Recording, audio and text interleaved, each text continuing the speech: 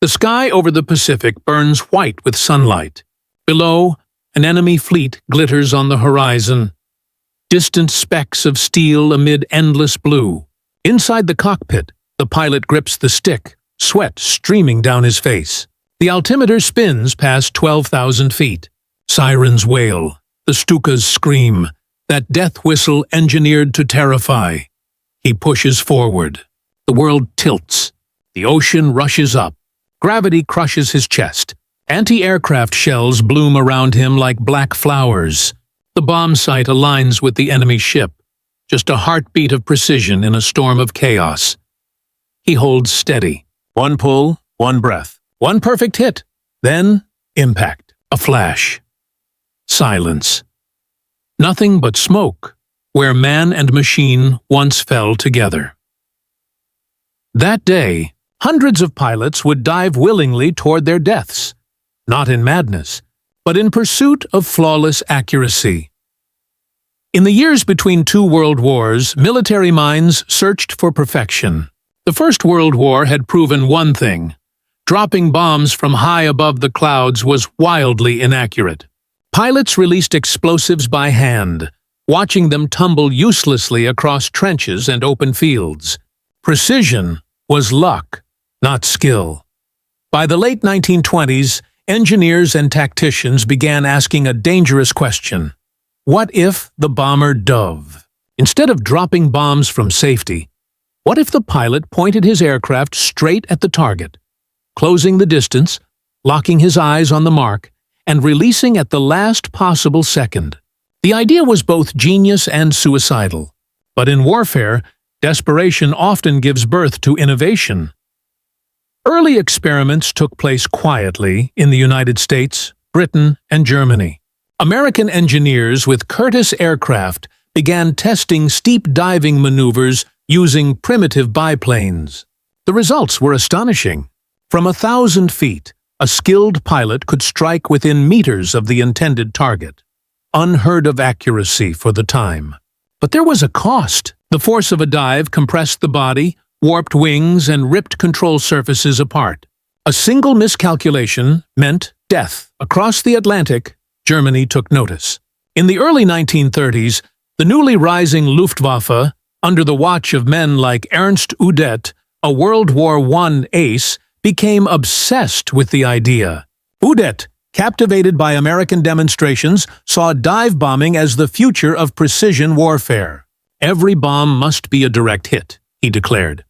That vision would give birth to one of the most feared aircraft of the coming war, the Junkers Ju-87 Stuka. The Stuka wasn't built for speed or grace. It was designed for obedience to gravity. With thick wings, dive brakes, and the infamous sirens mounted on its landing gear, the Jericho trumpets, it was an instrument of terror. When it screamed through the sky, even battle-hardened soldiers ducked in fear. Other nations watched and adapted.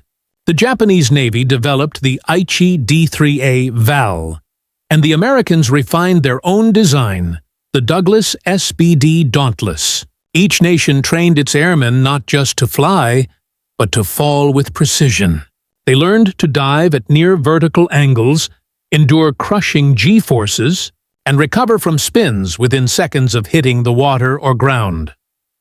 By the time Europe descended into war in 1939, the dive bomber had become both a tactical marvel and a psychological weapon. To the untrained eye, these pilots seemed suicidal, plunging from the heavens, locked on their targets with no promise of survival. But to their commanders, they were the sharpest scalpel in modern warfare, capable of cutting through enemy defenses with a single, perfect strike. From Warsaw to Oslo, from Tobruk to Pearl Harbor, a new era of precision had begun, and with it, a new kind of soldier. One who measured courage not in how high he could fly, but in how close he dared fall. It was the dawn of a weapon that would redefine the battlefield and demand a human price unlike any before it. By 1939, the world was burning once again. Europe had erupted into total war, and across continents, The dive bomber emerged as the embodiment of precision and fear. When Germany invaded Poland in September 1939, the world witnessed the terrifying debut of the Stuka dive bomber. Screaming out of the sky, its sirens echoed through the streets of Warsaw. Civilians looked up in confusion. Moments later, the ground exploded around them. Bridges, convoys, and columns of retreating troops were obliterated with mathematical accuracy. The world had never seen air power used with such cold precision. The success was immediate and devastating. The Luftwaffe's Stukas paved the way for the German Blitzkrieg, lightning war, smashing enemy defenses ahead of fast-moving tanks. They were more than aircraft. They were instruments of synchronization, binding air and ground into one devastating rhythm. The Germans had found a way to merge terror with tactics, but they weren't alone. Across the Pacific, another empire studied the same principles with equal obsession. The Imperial Japanese Navy, preparing for an inevitable confrontation with Western powers, perfected its own breed of dive bomber, the Aichi D-3A Val. Sleek, precise, and deadly in trained hands, it would soon prove its worth in the skies over the Pacific. In December 1941, when Japanese carriers launched their planes toward Pearl Harbor, it was the dive bombers, not the torpedo planes, that inflicted the most surgical strikes. They plunged down on battleships and airfields, dropping armor-piercing bombs that tore through decks and hangars. Their attacks weren't random. Every target was chosen, every descent calculated. The world once again watched men willingly dive into chaos for the sake of precision. Meanwhile, on the other side of the ocean, the United States Navy learned quickly that survival now depended on mastering the same deadly art. American pilots trained relentlessly, flying the Douglas SBD Dauntless, an aircraft that combined strength with balance. Its pilots were taught to dive at angles up to 70 degrees, near vertical descents that demanded absolute focus. Instructors would warn, "The bomb must be released, or you will not pull out." From the deserts of North Africa to the frigid waters of the North Sea, dive bombers changed the rhythm of battle. They weren't built for speed, but for precision. Each attack was a ballet of physics and courage. The pilot descending into the jaws of enemy fire, holding steady against anti-aircraft bursts, waiting for the perfect alignment. The difference between glory and death was measured in seconds, and yet, behind every success lay a brutal truth. Most dive bombers never returned. They were slow, exposed, and vulnerable once their dive ended. As enemy fighters improved and radar defenses strengthened, their once decisive advantage began to fade. Still, commanders continued to deploy them, because nothing else matched their ability to hit with such terrifying accuracy. By 1942, every major power had adopted or countered the dive-bombing strategy. The sky became a chessboard, filled with machines designed to fall like stones, driven by men who accepted that precision demanded sacrifice. And, as the war expanded, from the Russian steppes to the islands of the Pacific, dive bombers would carve their legend in both triumph and tragedy. The next phase of the war would reveal their true power, and the moment when that power began to crumble. 1. The human angle. Courage measured in descent. To understand dive bombing is to understand human will under unbearable pressure. Inside those cockpits sat young men, some barely 20, who trained to silence instinct. Every dive was a fight between reason and duty. The brain screamed to pull up. Orders demanded they go deeper. Pilots often described the moment of the dive as a tunnel. Vision narrowing, breath slowing, gravity pulling every drop of courage toward the earth. The plane vibrated violently, controls stiffened, blood rushed to their eyes. They could feel time distort. Yet, in that chaos, a strange calm would set in. The precision of training taking over where fear left off. Many never made it back. Some blacked out from G-forces during pullout. Others misjudged altitude or were shredded by anti-aircraft fire. But none of them flinched, because in their world, perfection wasn't an option. It was a duty. The technological angle, engineering the fall, the dive bomber was a paradox of design. It needed to be both durable and aerodynamic, strong enough to withstand dives that would tear normal aircraft apart, yet nimble enough to pull out within seconds of impact.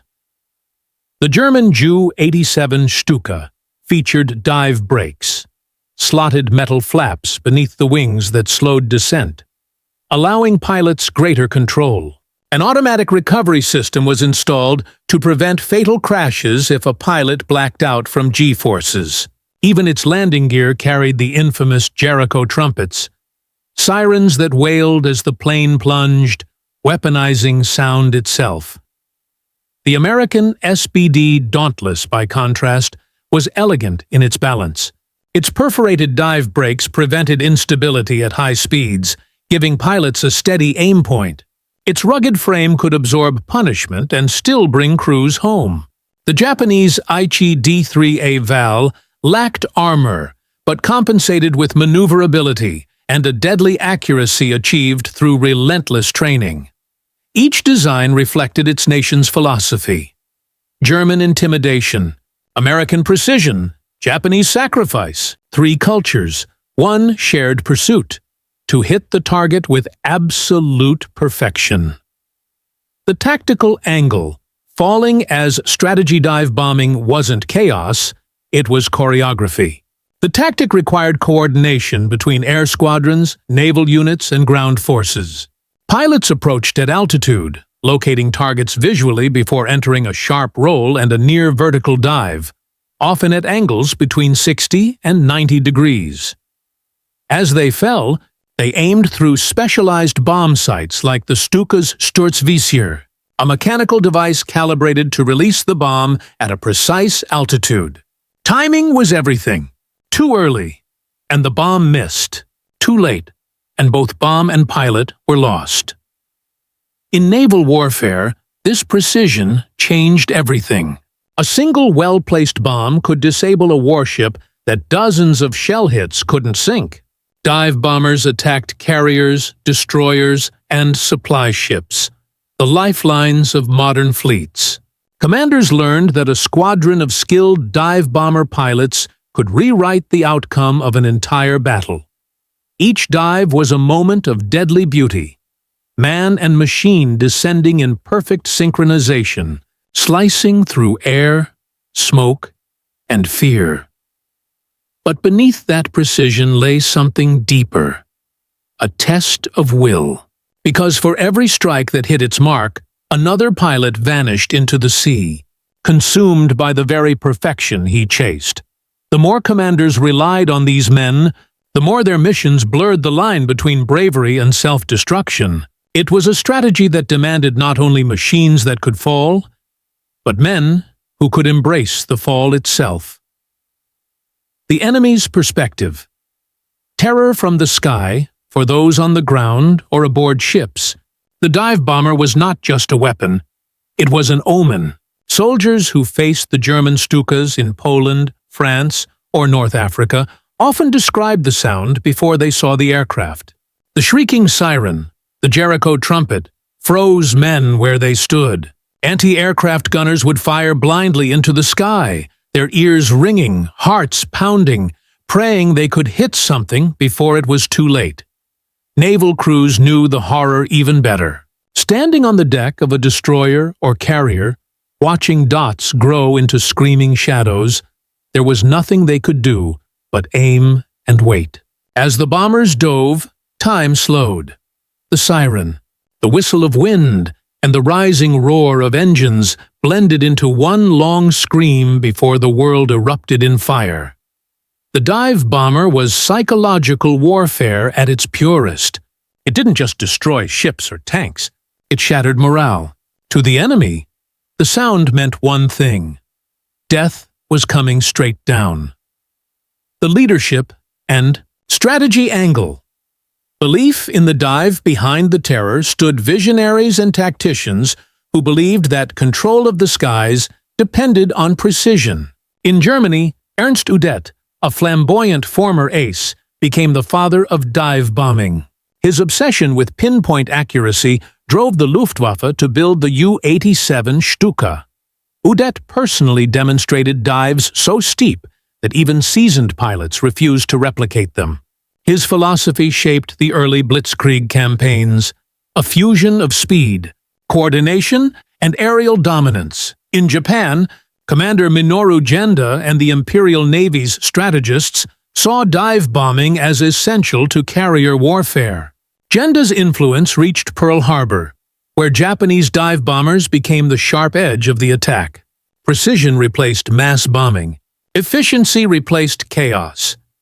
Meanwhile, in the United States, admirals like Chester W. Nimitz and Raymond Spruance grasped the dive bomber's strategic importance in naval combat. The U.S. Navy turned the Douglas SBD Dauntless into a symbol of resilience and calculated courage. They understood that victory at sea would belong not to the largest fleet, but to the most accurate pilots. These leaders didn't simply command air forces. They redefined the very idea of combat. The dive bomber became not just a tactic, but a philosophy. Mastery of fear in pursuit of precision. The moral angle, the weight of precision behind every perfect strike lay a human cost.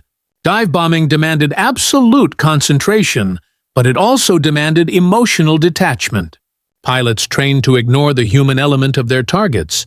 Ships full of men, towns full of civilians. They focused on the crosshairs, on the geometry of destruction. Yet when the dive was over, when the engines cooled and the adrenaline faded, many faced an inner silence that no metal could quiet. Survivors spoke of guilt, nightmares, and the haunting memory of the faces they never saw. Only the explosions that followed. For the Japanese, the transition from dive bombing to kamikaze attacks blurred the final line between precision and sacrifice. The mindset had already been planted. The belief that the perfect strike was worth one's life. For some, it became literal. The moral question lingered long after the war. Did these men die for strategy, or for the illusion of control in chaos? Dive bombing, by its nature, forced humanity to confront its own limits. Physical, psychological, and ethical. It showed how far men would go to master destruction, and how close they would come to becoming part of it. That balance between courage and annihilation would soon reach its most dramatic point. In a battle that would decide the fate of the Pacific and the future of aerial warfare itself. By 1941, dive bombers had rewritten the rules of war. They struck with a precision the world had never seen. Ships sunk, fortresses shattered, entire armies paralyzed by fear. Yet every rise in war carries the seed of its fall. The first signs appeared in the Mediterranean. Over the pale waters near Malta and Crete, Stukas ruled the skies, hammering British convoys with unrelenting fury. The HMS Illustrious, a proud British carrier, became one of their most famous victims. In January 1941, wave after wave of Stukas screamed down from 10,000 feet, bombs slamming into her decks. The explosions tore through steel, sending sailors flying into fire and oil. Yet, the ship did not sink. She survived, scarred and smoking, her survival proving that precision alone was not always enough. The following months revealed the limits of the dive bomber. Over the sands of North Africa, Stukas struck fear into Allied troops, but new defenses, faster fighters, radar warnings, and anti-aircraft coordination began to turn the tide. Once the Stuka had dived with impunity. Now, Spitfires and Hurricanes awaited them, tearing through their slow, heavy frames as they tried to pull up from their dives. Still, the legend endured.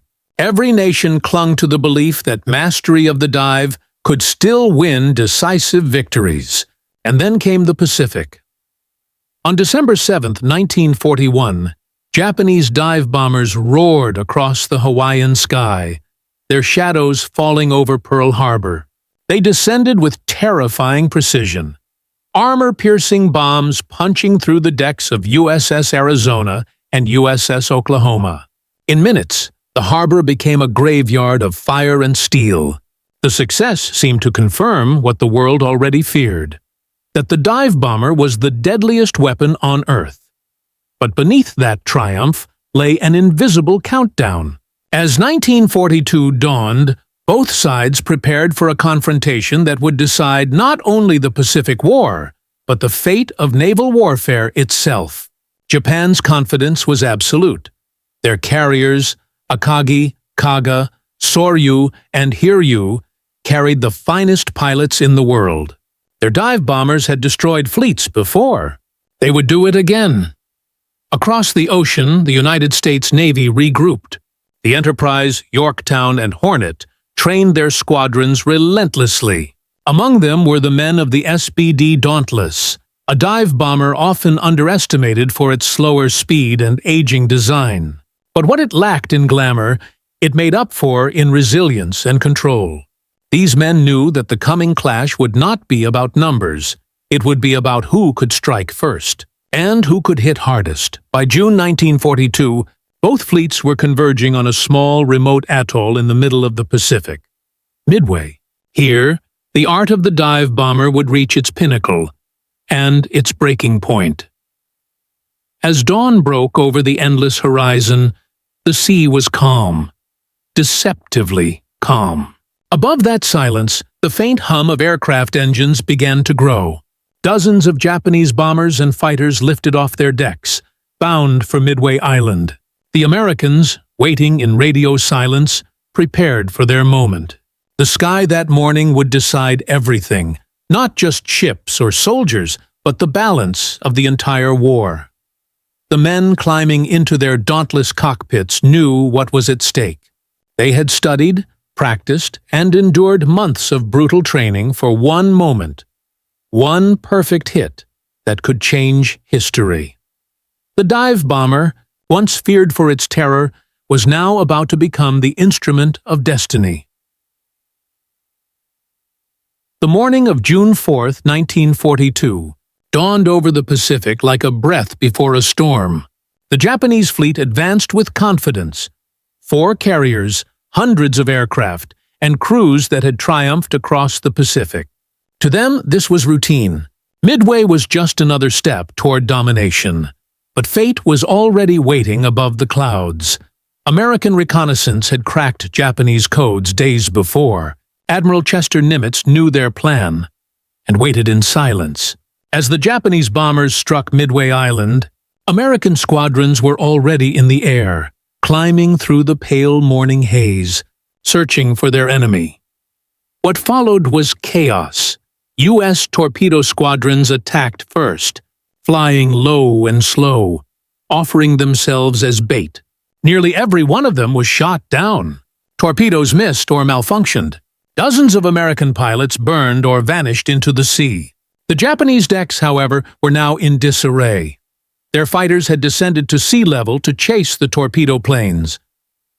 Above the clouds, unseen, the dauntless dive bombers approached.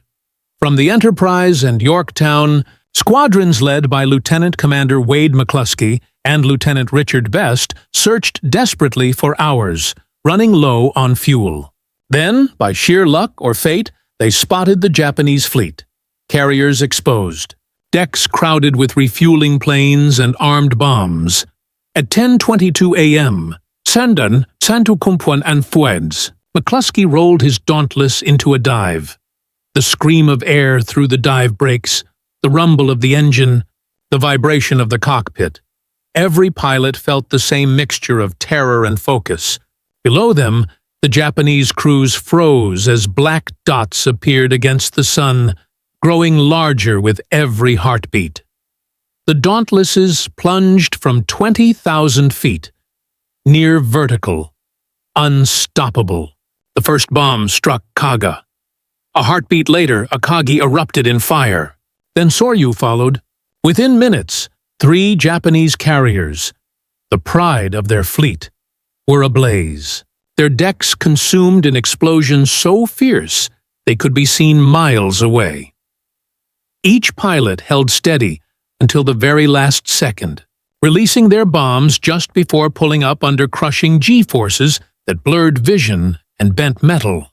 Many barely made it out. Some didn't. But they had done what no fleet had ever done before: crippled the heart of Japan's naval power in a single coordinated strike. Hours later, the final carrier, Hiryu, launched a desperate counterattack, but was hunted down and destroyed by another wave of Dauntlesses. By sunset, the sea was littered with burning oil and wreckage. Thousands of Japanese sailors drifted in the waves, the Empire's dominance sinking with them.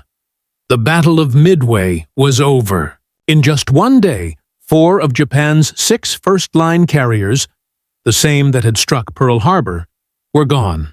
The invincible fleet had been broken not by numbers, but by precision, by men who dove from the sky and hit their mark.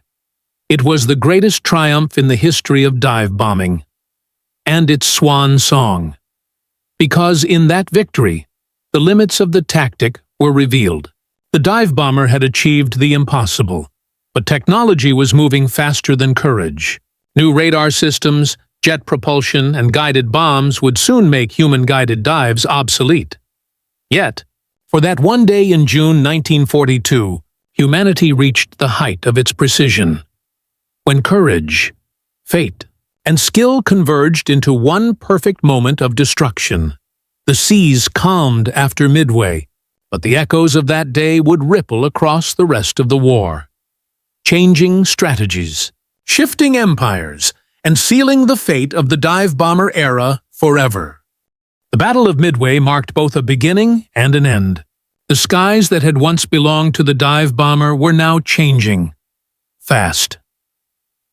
After June 1942, Japan's empire began to contract. Its finest aviators, trained since boyhood, had perished in the flames of Midway. The loss of 4 carriers shattered not only Japan's naval strength, but also its spirit. In their place came hastily trained recruits, brave but inexperienced, unable to match the precision and discipline that had once defined their ranks. For the United States, Midway was a turning point that redefined naval warfare. Commanders who had once doubted the slow, ungainly Dauntless now praised it as the weapon that changed history. The U.S. Navy began producing new models, faster, stronger, longer-range bombers. But the essence of the Dauntless remained unmatched. It was a weapon built on trust between man and machine. Still, the triumph carried a shadow. Dive bombing's golden age was ending even as it reached its peak. As the war stretched into 1943 and 1944, skies grew more dangerous. Enemy radar stations detected incoming aircraft miles before they arrived. Anti-aircraft artillery became faster and deadlier, filling the sky with timed explosions. Fighters like the Japanese Zero, once unmatched, now faced the agile American Hellcat. Aircraft that could tear through a formation of bombers before they reached their targets. Tactically, the dive bomber's vulnerability became undeniable. It needed altitude to dive, and that meant exposure. It needed time to aim, and that meant predictability. Against faster jets and concentrated flak, those seconds became fatal. In Europe, the Luftwaffe learned this lesson bitterly. Once symbols of German dominance, Stukas were slaughtered in the skies over Britain and the Eastern Front. Soviet Yak and British Spitfire pilots hunted them relentlessly. By 1943, Stukas flew mostly at night or in secondary roles. Tank destroyers, not precision bombers. The age of the Stuka was over. Across the Pacific, Japan clung to the tactic longer, its pilots embracing the dive as a form of duty and destiny. But as the Empire's situation grew desperate, precision gave way to desperation. The dive bomber's disciplined descent evolved into the kamikaze, where pilots no longer released their bombs. They became them. Technology had outgrown human reflexes, but the spirit that fueled dive bombing, the belief in the perfect hit, still burned. The world's militaries now faced a question. Could precision survive without the pilot? And in answering it, they would create the next generation of warfare. By the final years of World War II, the dive bomber, once the symbol of precision and courage, was fading from the skies. Its legacy, however, had already reshaped the entire philosophy of aerial warfare. The lessons learned from those vertical descents forever altered how nations designed weapons, trained pilots, and planned battles. Commanders realized that the future wasn't about men diving into the target, but about delivering that same precision from safety and distance. The obsession with accuracy, the soul of the dive bomber, became the foundation of the next military revolution.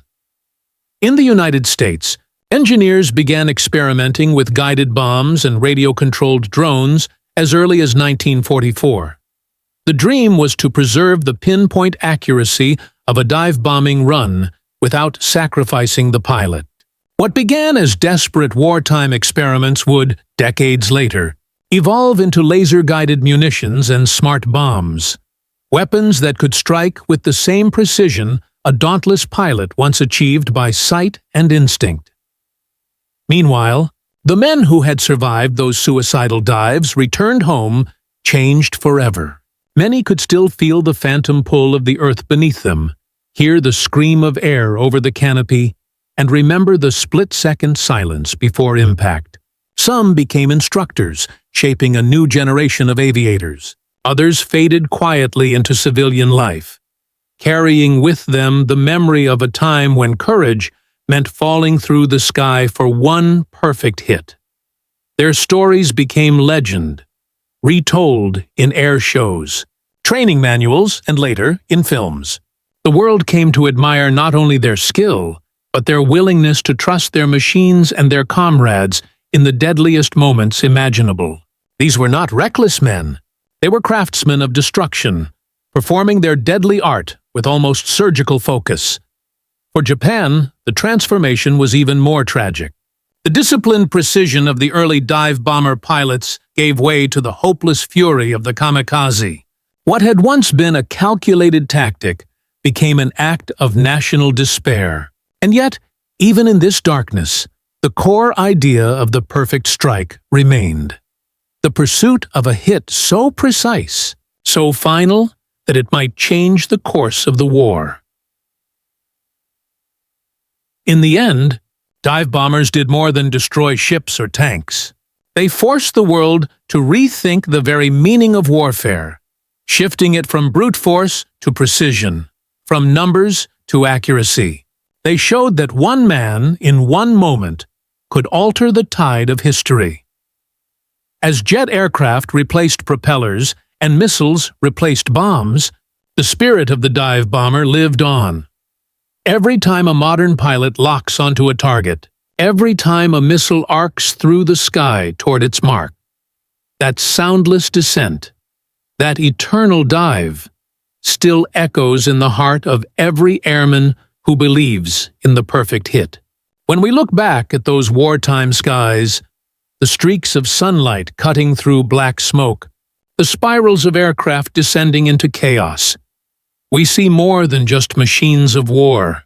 We see men who dared to challenge gravity, fear, and death itself for a single act of precision.